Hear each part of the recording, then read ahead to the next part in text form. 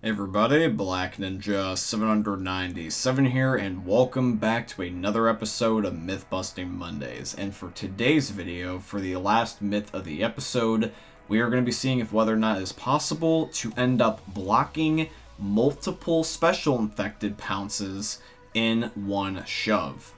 So, for example, if we had two hunters jumping at me at the exact same time, if I were to shove one of them, would I also shove the other one that is just right next to it and be able to essentially block two special infected at once? That's what we're going to be testing at the end of the episode, so I hope you guys look forward to that.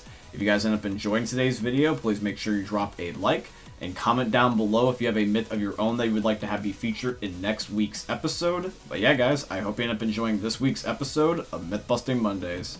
Myth: can a tank stop a survivor's campaign progress by blocking a pathway with an object? Okay guys, so myth number one is going to be submitted by Dan. Now yes, I know that technically you cannot block pathways as a tank. If you put an object in a survivor's way, eventually it will just despawn over time. But Dan wants to test out a method that will get around this, where basically we end up having him throw a tank rock at an object and move it into position. Because if you do this, apparently the object will not despawn, because the game only accounts for when a tank ends up moving an object with his hands.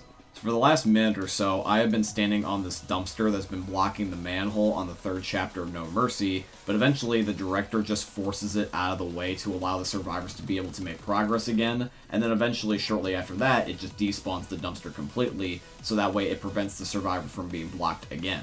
So this means that myth number one of today's episode is busted. You can only block an area for a short period of time, and then eventually the director will make it so that way you cannot block the survivors anymore. Myth: can you deflect a jockey's pounce by throwing a gas can or a propane tank at it?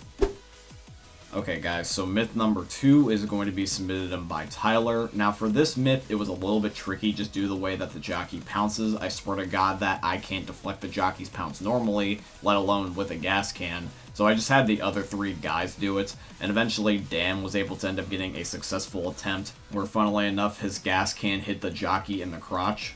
But as you guys can see, even though the jockey did clearly get hit by the gasoline can, it still manages to pounce Dan. So it's not like the hunter myth that we tested from a few months back, where you could stop his pounce with a pipe bomb. You can stop a jockey's pounce with a pipe bomb, but with a gas can or a propane tank, no. Which means that myth 2 is busted. Myth: can you explode propane tanks / gas cans with the van on dead air?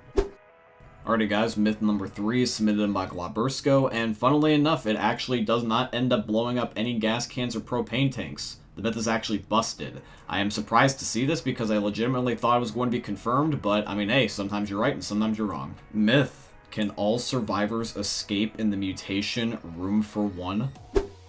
Alrighty guys, so myth number 4 is going to be submitted by Lee Everett. Now in order to test this myth properly, we had to wait until we had 4 people, and now we finally do. We end up having Dan, Glabursko, Tyler, and myself all able to test this myth and see if it finally can end up getting a result.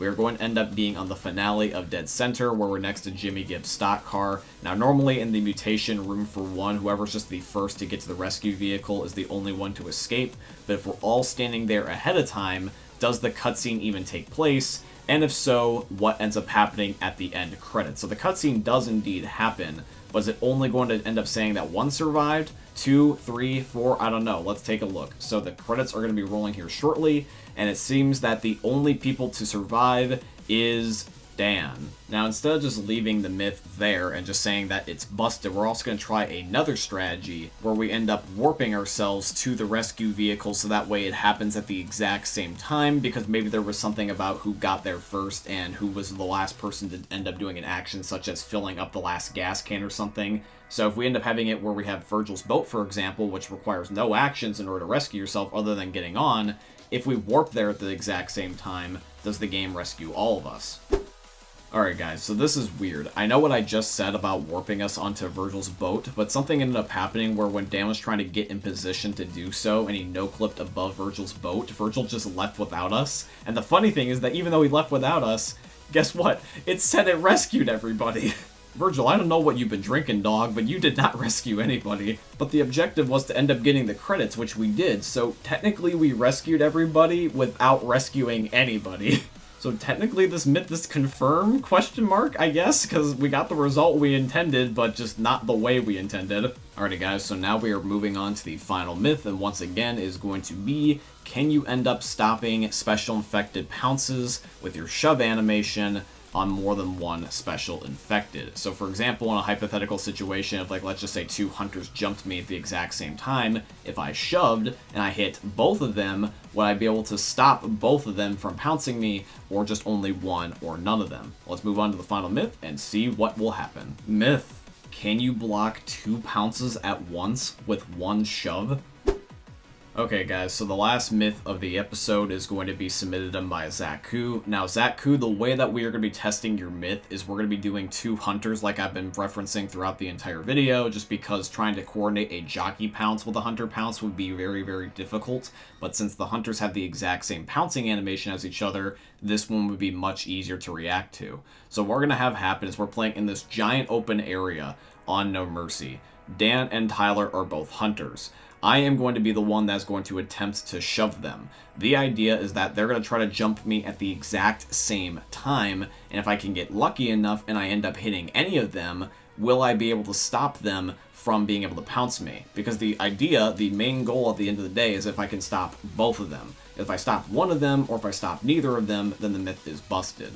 Now I can tell you from my experience that trying to get a confirmed result for this myth was very hard to get, because there was multiple times where that I ended up blocking only one hunter and not both hunters. Sometimes the guys would end up pouncing me and I felt like I shoved them. It was just very hard to get the coordination from all 3 people. That is at least until Glabursko had an idea. This entire time we were trying to end up having it where the hunter tried to pounce us on the x-axis or horizontally, but Glabursko said, what if the hunters just jump straight up and I walk underneath of them and see if I can shove them vertically? So that's actually what we did, and believe it or not, when we ended up doing this, this works. Oh! Did that work? Did you guys shake? Yeah. Well, let's go. I shanked.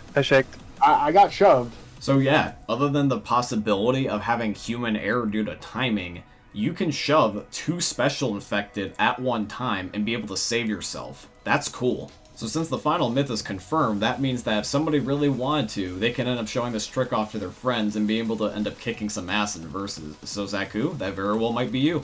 But yeah guys, that is going to be here for today's episode of Myth Busting Mondays, and I do truly hope you guys ended up enjoying it. If you did, please consider dropping a like, comment, subscribe, follow, and all that beautiful stuff. And by the way, everybody, I would also like to mention here at the end of the video that later on this year, on June the 5th, there will end up being the 100th episode of Myth Busting Mondays, and for that special episode, I'm going to need as many myths as possible. So anytime between now and episode 99, I need you guys to submit as many myths as you can for the episode. If you do end up submitting a myth for episode 100, just please somewhere in the comment put the hashtag Myth Busting Mondays episode 100, so that way I can find it when the episode needs to be recorded. But yeah, guys, I hope you end up enjoying today's episode. I hope you guys end up looking forward to episode 100 of Myth Busting Mondays. And I hope you guys end up enjoying seeing another YouTube video from the most unique YouTubers are ever going to see. Thanks for watching, guys. I love all of you, and peace out.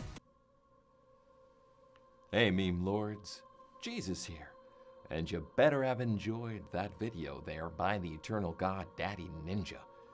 You should probably subscribe too, or the mighty Moab will come for your balls. If you enjoyed the video, you might like it too. And give me the memes. Flash, bang, boom!